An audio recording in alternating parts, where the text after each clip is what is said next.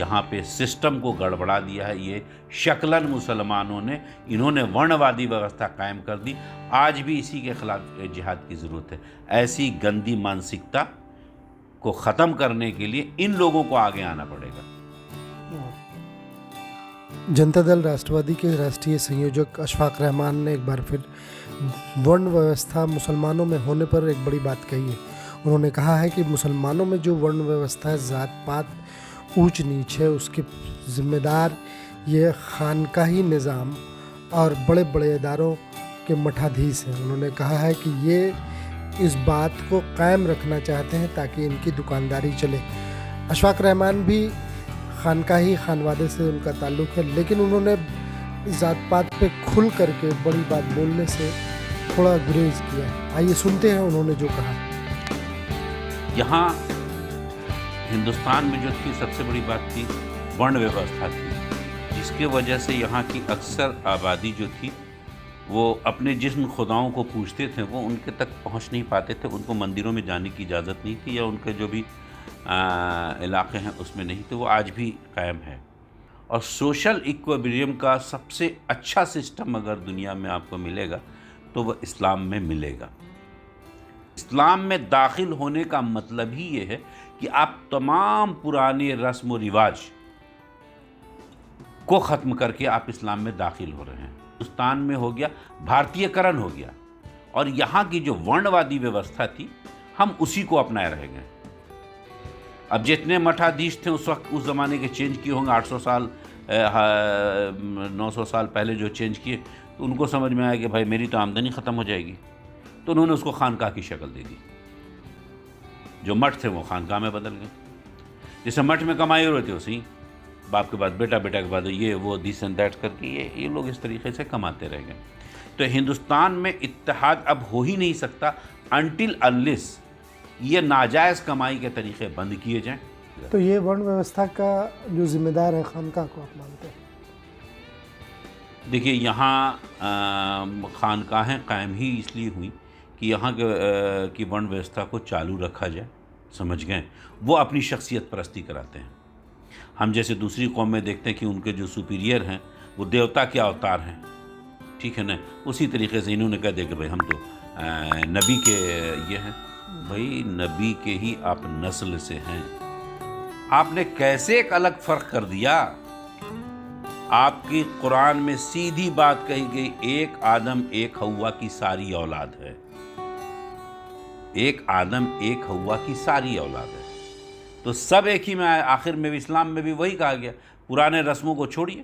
بھائی پہچان ہو سکتی کہ تم دلی کے ہو، تم لکھنؤ کے ہو، تم اس شہر کے ہو، اس کے علاوہ پہچان نہیں ہو سکتی. کاروباری صفت آپ کی کوئی بھی ہو سکتی ہے، نوکری کسی بھی پیشے پہ کر سکتے ہیں آپ، عہدیدار ہو سکتے ہیں آپ، بادشاہ ہو سکتے ہیں، وزیر ہو سکتے ہیں، بڑے افسران ہو سکتے ہیں.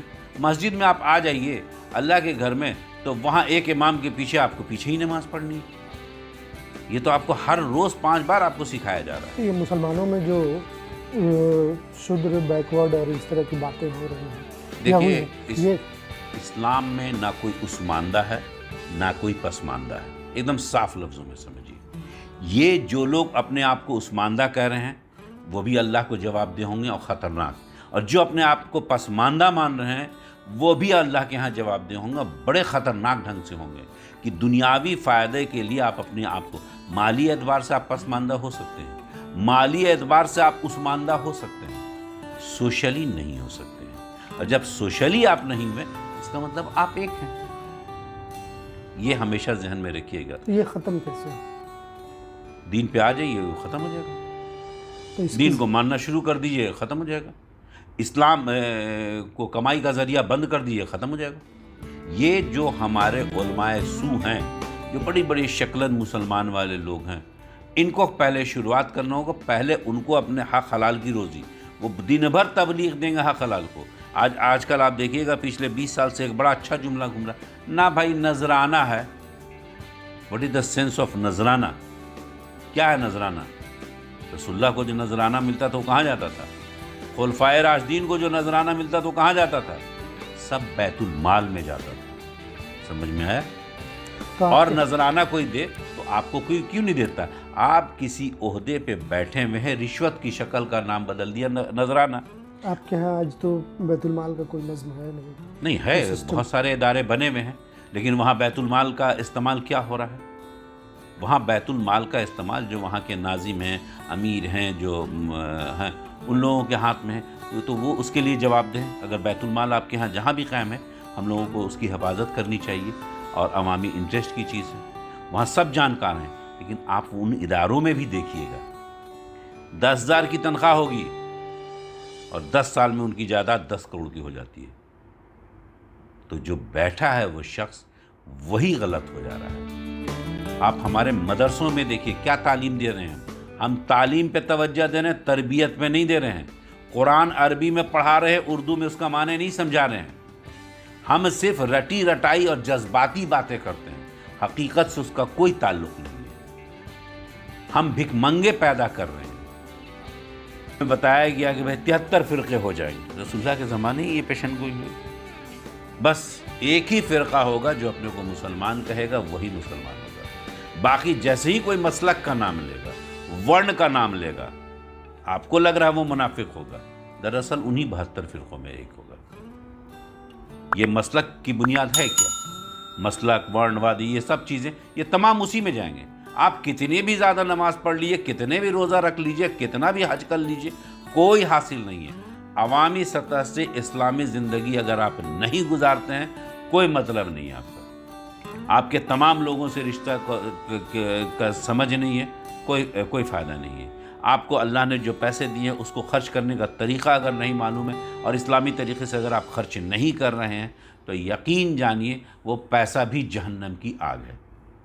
اور یہ سب مولوی جانتے ہیں، ایسا نہیں کہ نہیں جانتے. غلطی وہی شروع کر رہے ہیں، ان کو ہی اصلاح کرنی پڑے گی، اور انہوں نے ہی یہ بڑوادی ویوستھا بنوائی ہے. تو جو اپنے آپ کو اعلیٰ کہہ رہے ہیں، پہلے ان کو زمین پہ آنا ہوگا. کوٹری میں بند کر کے اللہ اللہ کرنے سے وہ جنت میں چلے جائیں گے. ممکن ہے ان کو لگتا ہو، لیکن ان کی جو کمائی ہے نذرانہ، انہیں نظر ہی نہ آوے، تو وہ کمائی ہی ناجائز ہے. ان کے اندر جو خون میں جا رہا ہے نا، وہ مفتیہ مال ہے. وہ مفت کا مال کھا رہے ہیں. وہ جو مفت کا مال کھانے کے بعد یہی سب خرافات دماغ میں آتا ہے. جو محنت کش مسلمان ہوگا وہ ان چیزوں کی طرف جائے گا ہی نہیں، اور اسلام کو ماننے والا محنت کش ہی ہوگا، ایماندار ہی ہوگا، حق پہ ہی ہوگا. آپ آج سے اٹھا کے دیکھ لیجیے، کچھ سال پہلے تک جتنے بڑے بڑے عالم دین تھے، کبھی کسی سیاسی لیڈر کے دربار میں درباری کرنے نہیں جاتے تھے. ان کے یہاں لوگ آتے تھے کہ بھائی دعا کر دیجئے، تو کہتے تھے بھائی آپ تو خود ہی صحیح سلامت ہیں، اپنے لیے کی گئی دعا زیادہ مقبول ہے، انشاءاللہ میں بھی آپ کے لیے دعا کروں گا. آج دیکھیے گا تمام اداروں کے ہیڈ تمام سرکاری اداروں میں جا کے چکر لگاتے ہیں افسران کے، اور اپنے عہدے کا یہ دکھا کے کہ بھائی میں فلاں جگہ کا پیر ہوں، میں فلاں جگہ کا امیر ہوں، فلاں جگہ کا فلاں ہوں.